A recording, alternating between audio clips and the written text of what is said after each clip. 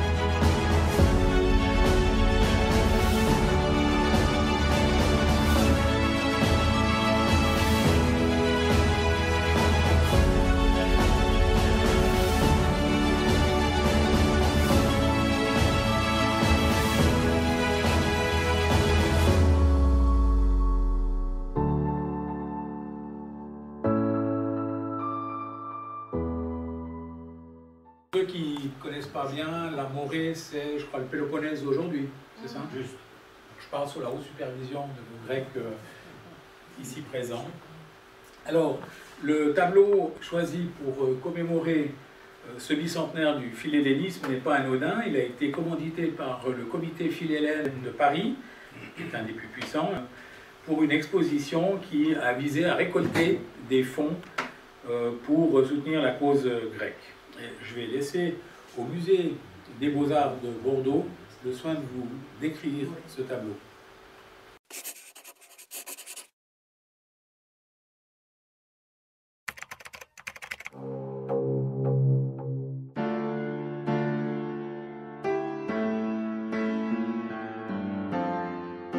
La Grèce sur les ruines de Missolonghi est un tableau emblématique du musée des Beaux-Arts. On l'appelle même souvent la Joconde du musée des Beaux-Arts. C'est un tableau que tous les touristes veulent voir. C'est une œuvre qui fait rêver et qui fait bien sûr penser au passage de Delacroix à Bordeaux. Alors, cette œuvre n'est pas du tout composée à Bordeaux et Delacroix n'est pas né à Bordeaux. Il est né à Charenton-Saint-Maurice, mais il a passé son enfance à Bordeaux. C'est grâce à son amitié avec le peintre Adrien Dauzat que l'œuvre va se trouver aujourd'hui au musée. Delacroix, d'ailleurs, dans son journal en parle et dans des lettres échangées avec Dauzat, rappelle que pour lui, c'était très important que Bordeaux achète cette œuvre. Dans le tableau, nous sommes frappés par cette allégorie. C'est une femme qui est représentée, les bras ouverts, elle est sur des ruines dans une position inconfortable. Et au premier plan, sur une pierre, on aperçoit du sang qui dégouline et le bras d'un homme mort sur un canon. À gauche, au fond, sur un mur, des têtes coupées. Delacroix, ici, raconte le drame de Missolonghi. Quand on s'approche de l'œuvre, on regarde les grands coups de brosse laissés par l'artiste, et puis surtout, il n'hésite pas à laisser couler de la peinture au premier plan.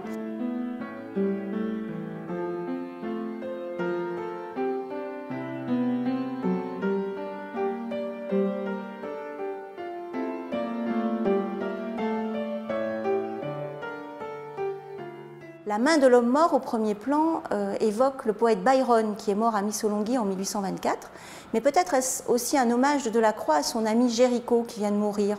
Dans le tableau, Delacroix représentait à l'arrière un Turc qui enfonce son étendard en signe de domination.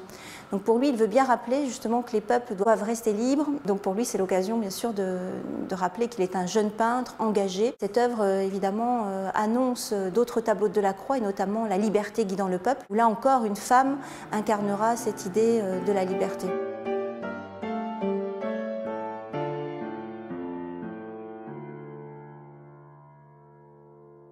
Donc Missolonghi, sur la rive nord du golfe de Patras, c'est une place stratégique qui commande l'accès au golfe de Corinthe, mais aussi au Péloponnèse et à la Grèce du Nord. Elle a été assiégée à plusieurs reprises par les Ottomans au cours de cette guerre d'indépendance grecque, en 1822, en 1823, en 1824, et c'est là que Byron est venu les rejoindre, les financer, les entraîner, et encore en 1825, et finalement, c'est en avril 1826 que la place a capitulé. La mort de Byron en 1824, la défense héroïque et le sacrifice de la population au cours des sièges de Missolonghi marquèrent les Philhellènes et l'Europe en général et furent donc un facteur essentiel du basculement de l'opinion européenne en faveur de l'indépendance de la Grèce, malgré la défaite des Grecs. Et son importance est donc à la fois politique et militaire. À noter qu'à Genève, on a aussi Philhellène, parmi lesquels particulièrement le banquier Jean-Gabriel Hénard, et la commission historique des Salons du Four compte également des Philhellènes notoires qui ont été même honorés par le gouvernement grec. C'est l'historienne Michèle Bouvier-Bron, notre spécialiste de la Grèce, de Corfou, de Capodistrias et de Jean-Gabriel Hénard, avec son époux, le professeur Bertrand Bouvier, que vous voyez ici au sommet du Pantocrator, le 3 juin 2017, lorsque nous y sommes allés, et on portait ici un toast à l'historien Jean-Jacques Langendorf, qui est biographe du Four, et qui avait dû se désister à la dernière minute pour des raisons familiales. Donc c'est à eux que les salons du Four doivent ce contact privilégié avec l'association Albert Cohen de Corfou, la découverte de cette magnifique ville de Corfou, et donc, par voie de conséquence, l'inauguration de cette place Guillaume-Henri Dufour à Corfou. Et c'est donc à eux que je dédie la distinction que j'ai reçue à Athènes, la Société nationale grecque des traducteurs littéraires, avec mention honorable pour la promotion de l'œuvre de Capodistrias et des philhellènes suisses Dufour et Hénard. Une photo ici du groupe de 2017 avec l'association Albert Cohen et les salons Dufour. Ça, c'était la veille, le 2 juin, quelques minutes avant la cérémonie d'ouverture de l'exposition Dufour, les années à Corfou, 1810-1814. La lutte de la Grèce pour son indépendance a duré 10 ans et je vous propose ici de revenir avec ce petit résumé de l'instant histoire sur cette époque. En 1453, Constantinople, capitale de l'Empire byzantin alors principal pays de culture grecque, tomba aux mains des Ottomans, qui en firent leur propre capitale. Les décennies et siècles qui suivent, connaissant un véritable essor pour ces Turcs, conquérant tous les territoires grecs et s'étendant de l'Algérie à la Crimée. Sauf que pour administrer un si grand territoire comportant nombre d'ethnies et de religions, les différents sultans auront pour idée de mettre en place un système centralisé autour de leur personne, avec pour base l'islam et laissant une assez grande liberté aux dhimmis, les populations non musulmanes. Ces dernières devant tout de même payer un impôt, le djizya, et subir quelques restrictions ou obligations. On peut par exemple citer l'enrôlement forcé d'enfants chrétiens dans l'armée pour être convertis et éduqués comme des Turcs et en faire des janissaires, ou la limitation de la taille des lieux de culte par rapport à ceux des musulmans. Pour mieux contrôler les minorités, seront aussi créés des millets, des communautés religieuses légalement protégées, chaque religion possédant son millet, celle de l'orthodoxie avec le patriarche de Constantinople à sa tête, attirant la méfiance de certains orthodoxes, qui se méfient des relations entre l'église et le sultan, la religion étant alors la base de la société, autant pour les Turcs que pour les Grecs, dont elle constitue le noyau de leur identité, se qualifiant avant tout par cette dernière que par son ethnie. Certains Grecs, des phanariotes, issus d'un quartier de Constantinople, parviendront néanmoins à grimper les échelons jusqu'à devenir des hauts fonctionnaires du régime, disposant d'un pouvoir considérable dans l'Empire et souhaitant eux-mêmes une réforme de la Sublime Porte, au profit d'une plus grande autonomie.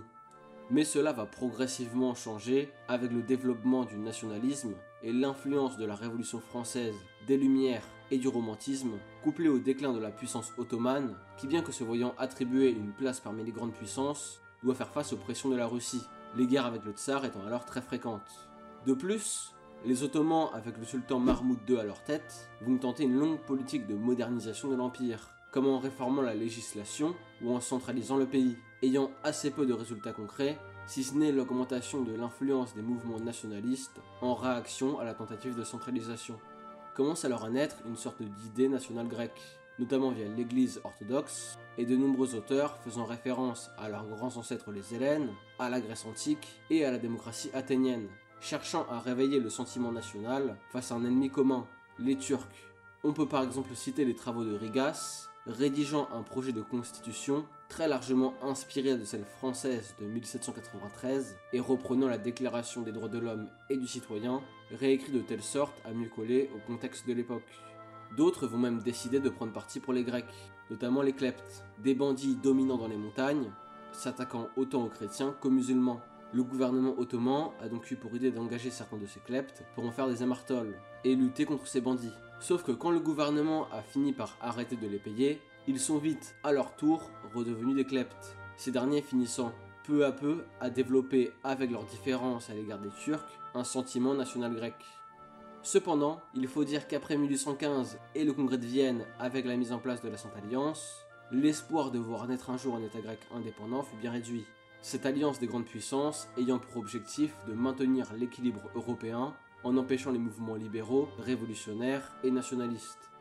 La Grèce possède néanmoins un fort potentiel allié, le tsar de toutes les Russies, Alexandre Ier, et défenseur de la foi orthodoxe. Cet empire ayant déjà agi en faveur de la Grèce dans le passé, comme après la 6e guerre russo-turque de 1768 à 1774, laissant après la signature de certains traités le droit aux Grecs de naviguer et commercer en mer Noire et en Méditerranée sous pavillon russe, beaucoup de familles s'y enrichissant, et des îles autrefois pauvres se développant rapidement, en même temps que l'émergence d'une classe bourgeoise. Certains de ces commerçants et nationalistes décidant de créer la Filiki Eteria, une société secrète sur un modèle assez proche de la franc-maçonnerie, avec pour objectif l'indépendance de la Grèce, et dont l'inspiration puise sans surprise grandement dans la Révolution française et les Lumières, ses membres faisant partie en majorité de l'élite intellectuelle et bourgeoise, et étant en général assez jeunes. C'est dans ce contexte donc plutôt favorable à l'apparition d'un mouvement national qu'Ali Pacha, un Albanais et gouverneur de l'Épire, une région montagneuse à cheval entre la Grèce et l'Albanie, va manifester son soutien pour la cause indépendantiste en 1820, se croyant assez puissant pour défier le pouvoir ottoman, après l'échec d'une tentative d'assassinat. Proche de la Filiki Eteria, il parviendra à lever une petite armée, mais bien qu'en supériorité théorique face aux Ottomans, ses généraux n'opposèrent aucune résistance aux troupes adverses, Ali Pacha décidant de se replier dans les forteresses défendant Ioannina. Peu de temps après, deux principautés danubiennes, la Valachie et la Moldavie, décideront de se soulever contre leurs élites et le sultan, coordonné par la Filiki Eteria, la société secrète qui a alors pour champ d'action une bonne partie des Balkans, la Grèce se soulevant le 25 mars 1821, même si on attribue plus généralement le début du conflit vers le 22 février, en raison des principautés. Rapidement, des premiers combats ont lieu, bien qu'on se révolte à différents endroits, une région se démarquant particulièrement, le Péloponnèse, ayant déjà une assez forte tradition de résistance, disposant de nombreuses montagnes et donc de kleptes. En revanche, les principautés sont sur le bord de l'effondrement, du fait de mauvaises décisions prises et subissant une lourde défaite le 19 juin 1821 lors de la bataille de Dragaçani. La cavalerie du bataillon sacré récemment formé étant taillée en pièces par les Ottomans, mettant rapidement fin à la révolution des principautés danubiennes. Mais en Grèce, on ne tarde pas à proclamer officiellement l'indépendance du pays le 1er janvier 1822, avec l'adoption du drapeau blanc et bleu, bien que de nombreux autres drapeaux aient été utilisés, et la mise en place d'un gouvernement.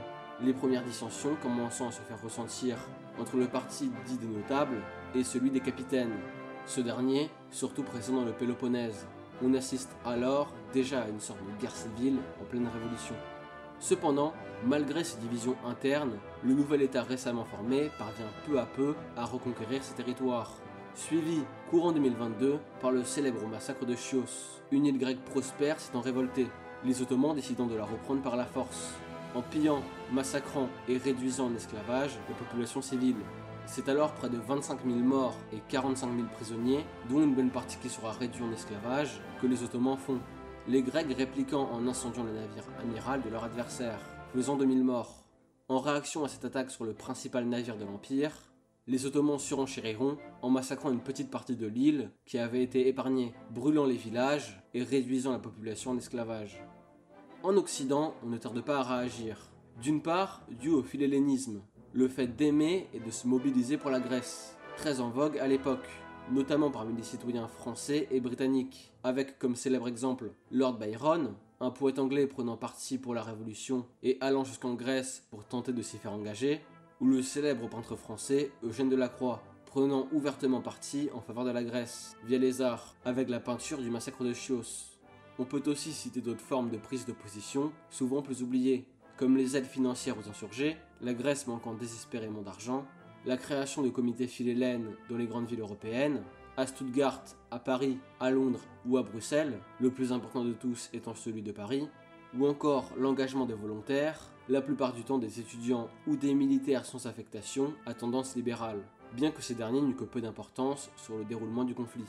Mais même si l'Europe de l'Ouest est en général plutôt favorable à la Grèce, du moins parmi la population, dans d'autres pays on est beaucoup plus méfiant, notamment en Autriche, où la politique étrangère, dirigée par Metternich, habile diplomate ayant eu une influence considérable sur son époque, rappelant que la Sainte Alliance, née en bonne partie de son influence, et dont font partie les grandes puissances européennes, a pour but de préserver un équilibre en Europe en empêchant les mouvements nationalistes, révolutionnaires et libéraux. Une Grèce indépendante pouvant affaiblir un empire ottoman déjà dans le déclin et donner des idées aux autres peuples le composant. La Russie était alors probablement celle qui intervenait le plus, levant d'importants fonds en aide à la Grèce, ayant toujours entretenu des liens assez forts, notamment pour des raisons religieuses, et des intérêts d'affaiblir la Sublime Porte, tout en essayant de ne pas trop prendre position. Le conflit continue donc son cours, et Lord Byron, le poète anglais qui s'était engagé auprès des insurgés, meurt de maladie en 1824, cet événement ayant un certain retentissement en Europe, suivi peu de temps après par la reconquête ottomane d'importants territoires grecs en 1825, grandement aidé par l'Égypte de Mehmet Ali, disposant d'une armée et d'une flotte très modernes pour l'époque, et dont le sultan a fait appel, tout cela évidemment en échange de quelques contreparties. La Grèce, alors en pleine guerre civile, n'arrivant pas à faire face aux forces turco-égyptiennes, Athènes étant même reprise, mais les Grecs refusant obstinément de se rendre, malgré les massacres et exactions commises, cela indignant d'autant plus l'opinion publique européenne et les gouvernements avec. Dans cet élan de victoire, sera aussi prise une décision importante, la dissolution de l'ordre des janissaires, dans cette optique de modernisation de l'armée, cela provoquant certaines révoltes, matées par le gouvernement de Mahmoud II. Le principal espoir des Grecs réside alors dans une intervention étrangère, les négociations traînant entre les gouvernements sur la question de savoir s'il faut considérer la Grèce comme un mouvement nationaliste et révolutionnaire ou comme un véritable État indépendant. Le contexte politique de l'époque poussant finalement le président de la Chambre des communes, George Canning, et le tsar de toutes les Russies, Nicolas Ier, influencé lui-même par les Britanniques, à prendre parti pour la révolution, aboutissant au protocole de Saint-Pétersbourg, prévoyant que l'Empire ottoman conserve la Grèce dans son empire en tant que région très autonome, avec son propre gouvernement, les Turcs et Égyptiens ne manifestant aucune envie d'arrêter les combats. La France, qui était alors le soutien de l'Égypte, l'ayant aidé dans sa modernisation, va changer de camp. Le roi Charles X, estimant que la guerre pourrait servir à l'influence de son pays, et va donc rejoindre les Anglais et les Russes dans la recherche d'une solution, aboutissant au traité de Londres de 1827, prévoyant des négociations, mais refusé encore une fois par le sultan, se basant sur sa présupposée supériorité navale. Les Français, Russes et Britanniques décidant d'envoyer leur flotte pour soutenir la Grèce, remportant une victoire décisive dans la baie de Navarin en 1827, détruisant la flotte turco-égyptienne. L'issue de la bataille étant acclamée par les philhellènes de l'époque et permettant la mise en place d'un blocus. En juin 1828, la Russie entrera même directement en guerre contre l'Empire ottoman, suivie par une réorganisation de l'armée grecque, récupérant peu à peu ses territoires perdus, et l'envoi d'un corps expéditionnaire français de 15 000 hommes, sous le commandement du maréchal Nicolas-Joseph Maison, débarquant à partir de fin août. Bien plus qu'une simple expédition, elle s'inscrit dans le regain d'intérêt de la Grèce antique pour l'époque, reprenant le modèle de la campagne d'Égypte qu'avait mené Napoléon Ier, avec une vraie dimension scientifique. Ces recherches qui seront fondatrices pour la naissance d'un État grec, fournissant d'importantes données, que ce soit en architecture, en botanique, en cartographie ou encore en archéologie. La dernière grande bataille de la guerre sera celle de Pétra, en 1829, dans laquelle les Grecs combattront pour la première fois de manière européenne, avec une vraie armée régulière, plutôt qu'avec une tactique de guérilla, remportée sans réelle surprise par les Grecs. La paix sera donc signée la même année, suivie de plusieurs traités quelque temps plus tard, posant les bases d'un État grec totalement indépendant, bien qu'avec un territoire assez réduit, la majorité des Grecs vivant toujours dans l'Empire. Les Occidentaux ayant préféré ne pas trop prendre de risques, le Royaume-Uni notamment, craignant une trop grande influence de la Russie. Cette dernière signera par ailleurs la paix avec l'Empire ottoman 2 jours après la fin de la guerre, le 14 septembre 1829, avec le traité d'Andrinople. Véritable victoire pour la Russie, la Sublime Porte devant reconnaître la Grèce comme un État indépendant. Malgré la défaite militaire, la Grèce sera tout de même parvenue, via la diplomatie, à acquérir son indépendance, les exactions turco-égyptiennes ayant finalement poussé les gouvernements européens à intervenir, même dans une Europe où l'on craint les mouvements nationalistes avec la Sainte Alliance. Seule l'Autriche de Metternich, à la base de cette alliance, appliquant une politique très ferme à l'égard de la Grèce. Le bilan humain du conflit étant finalement très lourd, avec plus de 150 000 victimes pour près de 8 ans de combat. L'homme chargé de diriger ce nouveau gouvernement est Ioannis Kapoditrias, ancien ministre russe d'origine grecque. Sa principale action politique étant la modernisation du pays, alors dans un état lamentable. Comme avec la grande réorganisation de l'armée, la création de réseaux diplomatiques, lui-même n'étant pas un inconnu du milieu, l'adoption d'un code civil, la mise en place d'un organe consultatif et d'un sénat, la mise en place d'un système de quarantaine moderne, la maladie ayant fait des ravages lors du conflit, l'égalité juridique avec les juifs, ou encore la création d'hôpitaux, d'écoles et d'orphelinats. Mais il sera assassiné par un de ses opposants politiques avant d'avoir pu mettre à bout ses projets de réforme, étant assez peu populaire parmi une partie de la population. Le nouvel État restant aussi jusqu'en 1832 sous occupation française, les forces expéditionnaires devant faire face à de très lourdes pertes dans leur rang, surtout dues à la maladie. Pour autant, les découvertes scientifiques sont riches sur tous les domaines. Il est d'ailleurs intéressant de noter que les Français recombattront les Ottomans peu de temps après la fin de la guerre, en 1830, avec la conquête de l'Algérie. La paix sera aussi complétée par la conférence de Londres de 1832 et le traité de Constantinople, après la mort de Capodistrias, faisant de la Grèce une monarchie, avec pour roi Othon Ier, le prince de Bavière. Pour la petite anecdote, c'est d'ailleurs Léopold Ier, l'homme qui deviendra roi des Belges, qui devait hériter du trône. Mais il sera découragé par les frontières et par le portrait peint du pays, loin de l'idéal de la Grèce antique. Néanmoins, la Grèce restera toujours sous influence étrangère, qu'elle soit française, britannique ou russe. De plus, le pays reste ravagé par la guerre, qui aura duré un peu moins d'une décennie, nécessitant encore d'importantes réformes agraires et devant gérer les afflux de réfugiés. La Grèce cherchera aussi dans les décennies à suivre à unir les autres territoires de son ethnie, les populations grecques étant alors près de 3 fois plus nombreuses dans l'Empire que dans le pays qui leur était dédié. C'est l'idée mégalie, ou la grande idée en français, apparentable à une forme d'irrédentisme, et qu'on retrouvera notamment dans les guerres balkaniques au début du XXe siècle et dans le traité de Sèvres après la fin de la Première Guerre mondiale. Les conséquences de la guerre sont donc un peu ambiguës au court terme, mais elles encouragent au plus long terme le soulèvement d'autres peuples, se marquant dans un courant de révolution pour l'époque, avec l'Espagne en 1820, la Grèce et la Sardaigne en 1821, la France, la Serbie, la Belgique, la Pologne en 1830, etc., manifestant le mécontentement populaire de l'époque. Mais cette guerre aura aussi véritablement marqué son siècle dans une perspective historique à plus long terme, les contemporains ne se doutant pas de l'importance qu'occuperaient les mouvements nationalistes et le déclin de la Sublime Porte dans le XIXe siècle. Légitimant le concept d'État-nation basé sur l'ethnie, les nationalistes grecs, à l'instar de nombreux autres mouvements nationaux, ayant réussi à s'attirer le soutien de différents gouvernements, même conservateurs, via le philhellénisme. De plus, l'affaiblissement de l'Empire, bien qu'essayant tant bien que mal de se moderniser, accentuera la lutte d'influence entre le Royaume-Uni et la Russie, avec ce qu'on appelle la question d'Orient, sur la politique à adopter face à ce pays en déclin. Les Occidentaux se retrouvant finalement entraînés quelques décennies plus tard dans un nouveau conflit de grande envergure dans la région, avec la guerre de Crimée. Voilà ce petit compte-rendu de l'indépendance grecque. Je crois que c'était pas mal avant de rentrer dans Corfou de savoir un petit peu où ça en est. Alors, comme on fait d'habitude, maintenant qu'on est un pays, on a la Grèce, il faut s'intéresser au drapeau, l'hymne national et un petit peu la devise du pays. Alors là, je parle sous la haute autorité de nos amis d'ici qui n'hésitent pas à corriger en cas d'erreur. Donc le bleu pour le ciel, qui signifie aussi l'intervention divine, puisque Dieu a inspiré la nation à la grande idée d'entreprendre et de mener à bien une lutte inégale mais juste. Le bleu représente aussi les couleurs de la Bavière, qui avec Othon Ier donna son premier roi à la Grèce. Le blanc pour l'écume des vagues de la mer qui entoure le pays. La croix symbolise ici la foi chrétienne et la victoire sur l'occupant. Les 5 bandes bleues représentent aussi les 5 mers qui entourent la Grèce, la mer Ionienne, la mer Méditerranée, la mer de Crète, la mer Égée et la mer de Thrace.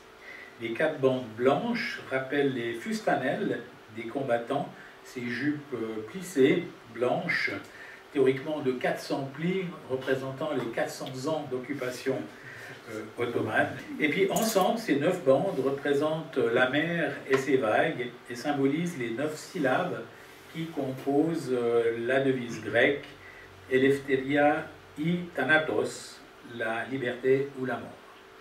À noter que le drapeau des révolutionnaires que vous avez vu ressemblait un petit peu à la Finlande avec une fine bande bleue, ciel, avec le blanc dessous. Et je vous propose de vous lever pour écouter l'hymne national grec qui est l'hymne à la liberté.